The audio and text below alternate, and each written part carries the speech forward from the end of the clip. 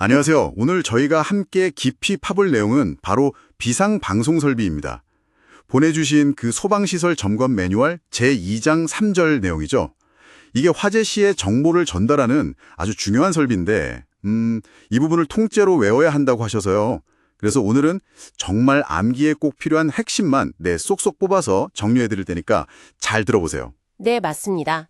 이 비상방송 설비라는 게 단순히 사이렌만 울리는 게 아니고요. 그 화재 상황이 어떤지, 또 어디로 피해야 하는지 이런 걸 정확하게 안내해서요. 인명피해를 줄이는데 정말 직접적인 역할을 합니다. 그러니까 효과적인 피난 유도의 핵심 설비라고 할 수 있죠. 그냥 외우시기보다는 왜 이런 기준들이 있는지 그 배경을 좀 생각하시면 암기에도 훨씬 도움이 되실 거예요. 아, 좋습니다. 왜 그런지 이유를 알면 더 잘 외워지죠. 그럼 구성 요소부터 하나씩 볼까요? 첫 번째가 기동장치네요. 이게 자동으로도 되고 수동으로도 조작이 가능하다고 하는데요. 여기서 정말 꼭 외워야 하는 그 시간 기준이 있다고요. 네, 그렇습니다. 여기서 제일 중요한 건 그 화재 신호를 딱 받고 나서 10초, 10초 이내에 방송이 자동으로 나가야 한다는 겁니다. 아무래도 화재는 정말 초기 대응이 중요하니까요. 생명과 직결되죠. 이 10초라는 숫자는 정말 필수 암기 사항입니다. 10초.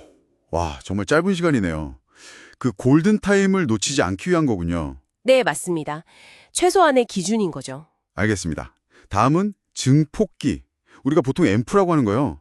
이건 들어온 신호를 키워서 스피커로 보내주는 거니까 종류는 여러 가지가 있더라도 핵심은 그냥 신호 증폭이다. 이렇게 이해하면 되겠네요. 네, 맞아요. 이동형, 탁상형 여러 가지가 있지만 기능은 같죠. 그리고 이걸 다 컨트롤하는 조작부. 이건 어디에 둬야 하고 또 뭘 좀 주의해야 할까요?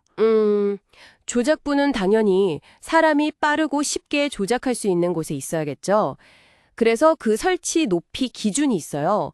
바닥에서부터 0.8m 이상, 그리고 1.5m 이하. 아, 0.8에서 1.5m 사이. 너무 낮거나 높으면 급할 때 힘들겠네요. 그렇죠.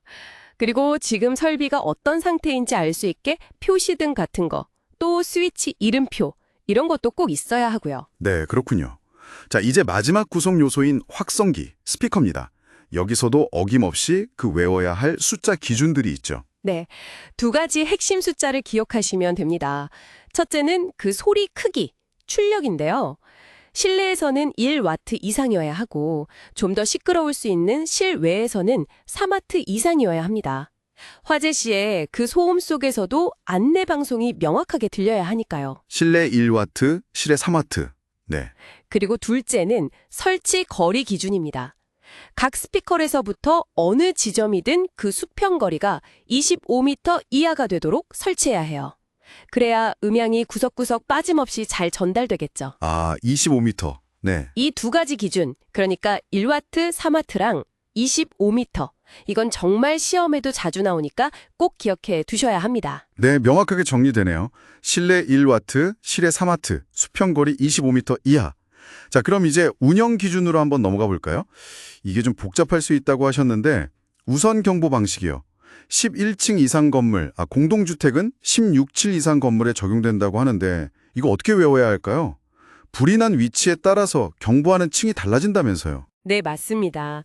이게 좀 복잡해 보일 수 있는데 그 목적은 간단해요. 사람들이 한꺼번에 몰려서 혼란스러워지는 걸 막고 좀 더 질서 있게 효율적으로 피난하도록 유도하는 거죠. 기준은 불이 난 층, 그러니까 발화층이 어디냐에 따라 크게 세 가지로 나뉩니다.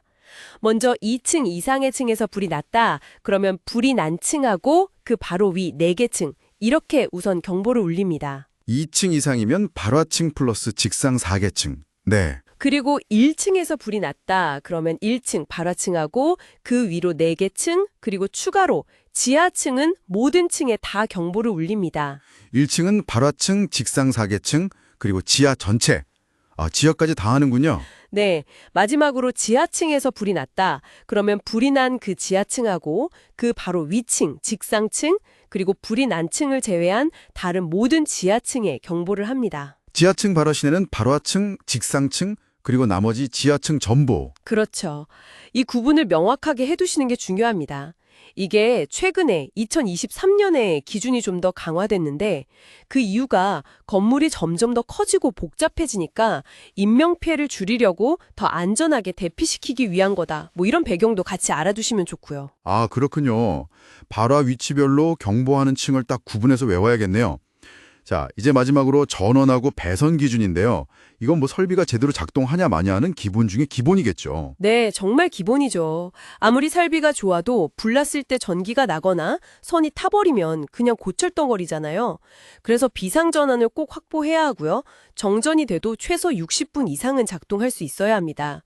그리고 배선은 당연히 열에 강해야 하니까 내화 배선이나 내열 배선을 써야 하고요. 내화 또는 내열 배선. 네. 또 중요한 게 다른 설비의 전기 회로랑은 분리해서 설치해야 간섭이나 문제를 막을 수 있고요.